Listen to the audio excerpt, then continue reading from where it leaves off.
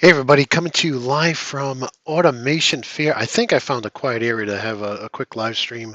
I just heard somebody testing a mic down nearby, so this may be the shortest live stream ever. But in any case, Sean Tierney here from Insights in Automation. Just wanted to kind of talk a little bit about the morning so far. I got to keep the glasses on. I just can't see. I got my small 7-inch, not 7, a 10-inch tablet with me, not the Siemens one, a Microsoft one. And in any case, just want to kind of talk about what's going on. It looks like the microphone's overdriving a little bit, so I'm going to lower that some and keep it out of the red. Yeah, that's better. Okay, so first of all, I hope you all are having a great day. I feel bad we didn't do a morning show this morning, but I was in the car at 4:30, and it's only a 2.5 hour drive, but with traffic it took 3 hours. So it turned out to be 3 hour drive out here, and then unfortunately the map program I was using on my phone took me to a dead end street. So I had to kind of circle the convention center a couple times before I could get into the parking lot. And in any case, I've been here many times before with my son and some friends to go to PAX East here in Boston. So in any case, with that said, I want to kind of go through. So I got here, in a couple minutes late, and got into the general session, which was packed. Actually, they had a overflow area downstairs near the show floor because it was just so packed.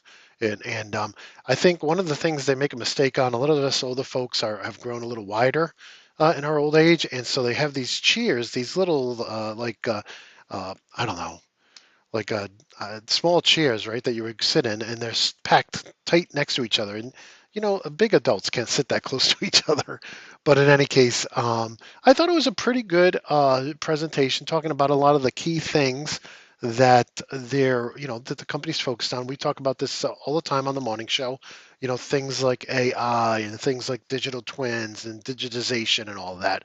So in any case, I enjoyed it. I got a couple of tabs up here from my LinkedIn post. This is where I'm posting all my images right now, is over on LinkedIn. And so you can see, and there goes the people testing their mic. I don't know why they're doing that because they don't have a session right now. But in any case, so I thought it was a pretty good session. So there's one picture there. They did have people from Auto Robotics on. They did have people from the partnership they're doing with Digital Twins on, and so on. So if you want to see those pictures, you can just follow me over on LinkedIn. That's where I put them all. And now I don't have my normal keyboard set up here, so trying to switch between the pictures I'm sharing with you, it's a little challenging. But here's another picture from that general session. It was a 90-minute general session. This is where they brought in ClearPath Robotics and Otto Motors to the session, and I thought it was really cool because the sign you see on the right hand side, the where it says "safer, fulfilling," that actually lifted up, and they had like a couple of comfy chairs there, so they could do a kind of like a little interview section over there. So I thought that was cool. Here we have another. This is one with the digital twins, where we were talking about the digital twins. It was Convergix. I think I tagged the correct company, and something called Twin Studio with Rockwell. And so again, overall, I thought it was interesting. I was a little coffee starved and having fought traffic trying to get into Boston this morning. That was a lot of fun too.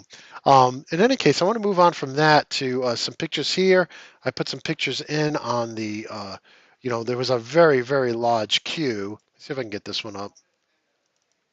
No, maybe it won't go up. But there was a very large queue to get into the show floor, and a lot of people here. I think it's pretty well attended event. I want to go over here now, and this was very interesting. So let me switch back to OBS so I can see. Okay, everything looks good. So this was very interesting. This was a for press only, right? So I'm here as a member of the press, as the host of the Automation podcast, the host of the morning show, and the Automation blog, and we got to sit down with the. Okay, I hope you guys can't hear that. But in any case, we get to sit down and talk to um, the people working on adding generative AI into Design Studio. So this is their cloud-based software like Studio 5000, but in the cloud. Of course, it doesn't have all the same features because it's new. But in any case, they went in and showed some examples on how this would be different than like a chat GPT, and how you could type in, hey, I need code for like the starter motor, the controller motor, and it would give you the example code to put in there. And one of the things they're doing with Design Studio is they've come up with a new language, right? A text-based language for generating ladder logic. So it's not the same thing we see when we double click on a rung in Studio 5000 or any of the RS Logics and we get, XICOTE. It's a little bit more syntax than that. But again, I think they're trying to design that new purpose-built language so that it's easier for college graduates who maybe know JavaScript or Python or C Sharp to be able to program, code for a programmable controller. And of course, after you enter it in, you can switch it over and view it as ladder logic. But their AI is giving him that code, gives it to him in that text language, and then he copies and pastes it into his code. Um, there is a slide in here that I shared, and I don't think I can pull it up, but in this thread, I shared a slide with some silos of the different things they want to do with their AI, generative AI, and I think the slide really shows the promise of it. I think the demo they do today, it's trying to get the point across, and a lot of the people in the press they have no idea what an XIC and OTE is. So he was stuck answering some of those questions, but and then people were like, well, why don't you just use an existing AI chatbot like ChatGPT? And they just don't understand that in our world, you know, understanding how to write control code is something that's very specific that nobody else is going to know how to do. 99% of the population has no idea what a programmable controller is. Never mind how to write code in an IEC 61131-3 language, right? So, but I thought there was a lot of. I got to talk to Adam after the event. I think there's a lot of promise here.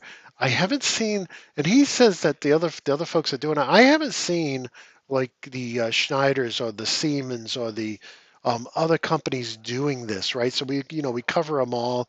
We cover Phoenix Contact. We cover Wago. We try to cover Mitsubishi. We try to cover all the PLC vendors and all the automation vendors. And this is the first time I saw somebody trying to integrate like a Chat GPT into a PLC design studio. So very interesting, but in any case, very, very early days, very early days. So, but it's good that they're looking at it, right? Because I think, we've always had like help files.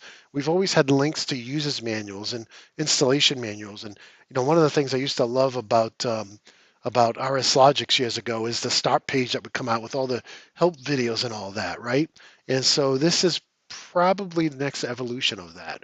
But in any case, it's very interesting. You don't have to be part of the press to hear about this. They're talking about it on the show floor. But one of the bad things about this, though, is they didn't have a microphone and speakers, so it's very hard to hear. But it was still loud enough to hear most of what he was saying. And of course, I being a typical New Englander, I have to sit in the back. So from there, let me go over to the next one here, and that would be the Design Studio one I just sat through. So Design Studio, it's very interesting how they're redesigning their development software from scratch for the cloud, and it's extremely limited. A lot of people don't remember when Control Logics first came out in the very late 90s. It was ladder logic, right? And we didn't even have string tags. Okay, you couldn't even do strings in it, right? I still remember when they added string support to the SLC 500s, and then Control Logics comes out and you get one language, right? I mean, the PLC 5 had SFC, it had structured text, and if you use frameworks, you could get some kind of function blocks out of it.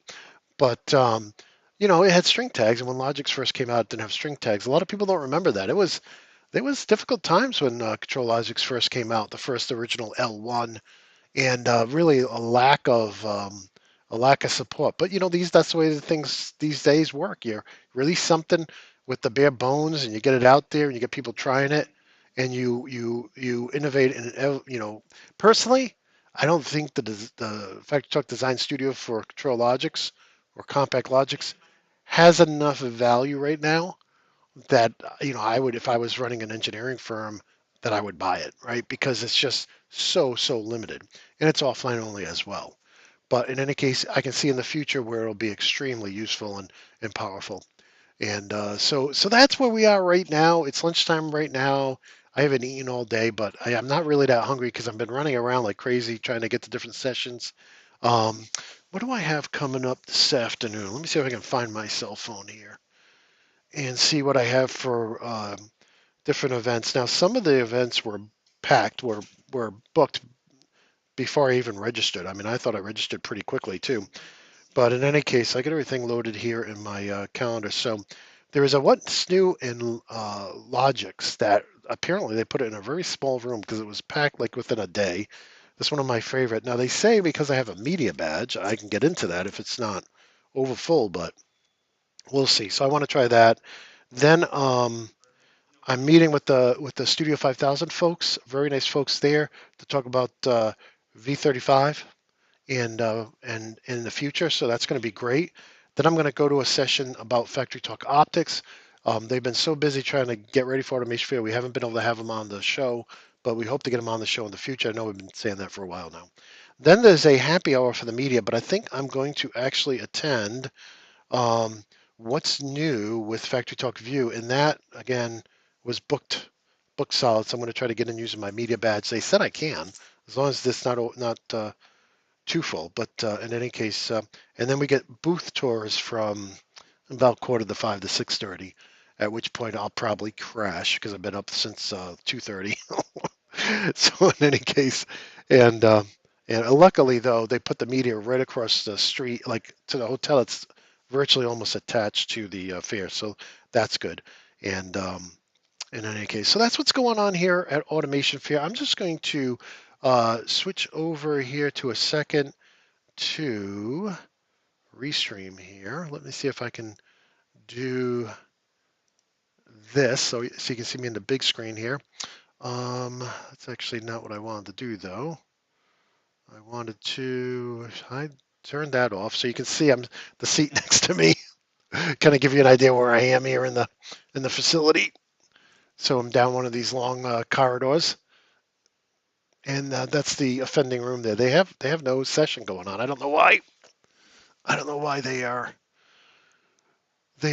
tested using their microphone. But in any case, I want to go back over to the web browser just to check. I don't know if there's any personal information on the site, but I just wanted to check and see if there were any questions. I don't see any questions.